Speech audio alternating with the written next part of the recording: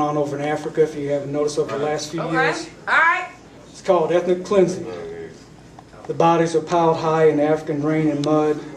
Blood saturates the ground, reminiscent of Auschwitz and Buchenwald. The mother's breasts are severed off to starve the babies, a tactic so barbaric that the demons smile with glee. What tribe are you? The question is asked by the rebel insurgents, but they know by the look and the clothing betrays. The long knives sing through the air, decapitating who they may, because they can, because they will. The dead are screaming for justice, but the long knives cut the air, and heads will continue to roll. Ethnic cleansing will take its toll. Thank you.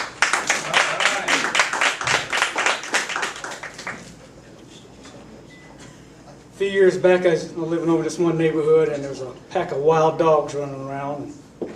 I'll tell you, they defecated everything around there. And it's one of my pet peeves. It's called dogs. I hate dogs that urinate on my tires. These little wet spots running down the sides. Truly, my seething soul is on fire. Yes, at their house, I think they should reside. When walking in my yard, watch out for landmines. Little piles they do drop to irritate the inner parts of me time after time. My blood boils when I see them defecate. Woe is my soul. I hear the barks all night. Sleep evades me because of the yelping. Little dogs that are hidden out of sight.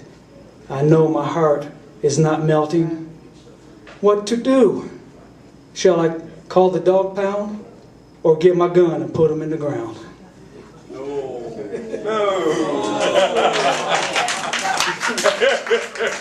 Scoop it up. Cover it up. What about the holes? Go ahead, man. You got it. This is one I wrote yesterday while I was doing my laundry, of all places. You know, when you're young, you do a lot of stupid things. When I was a kid, this is about one of those events. It's called Ring on the Tongue. My aunt and uncle purchased a new car, a 1957 Ford, brand spanking new. I had to investigate this pearl white jewel from Detroit. The white leather interior was luxurious, satin to the touch, smelled new. The dashboard shined like diamonds, and the steering wheel was sublime. My exploration took me to the back seat, deep and lush. My eyes locked on an object that projected from the back of the front seat. I couldn't resist. I touched it. Shiny chrome, felt good to the touch. I pulled the object out, viewed the rounded cylinder, put it back in its place, pushed it in, and to my surprise, it popped out. I couldn't help myself. The end of the cylinder was warm. I pulled with raised enthusiasm.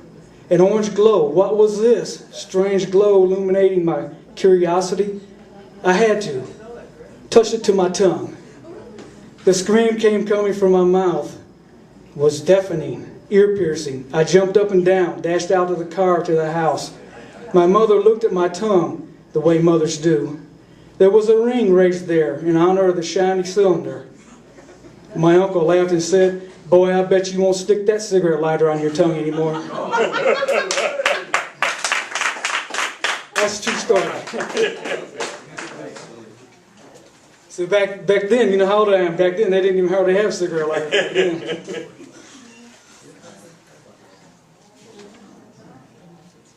This is about an ongoing social issue that's been going on over some debate of capital punishment. I'll finish out with this one. It's called Death Row. As days and weeks tumble into years, the tension mounts and doubts of mortal fears, bars of scars that are never hidden, the death call that is forever bidding. The clippers are so used to shave the head. Soon after the connection, he is dead. The price has been paid for all his sins. A debt to society comes to end. Fresh is the smell of death and hot burned flesh. But now the cliche, and how will it mesh? With justice and death, no victor is found. Only a small hole, 6 feet in the ground. Right on. Thank you. Right on.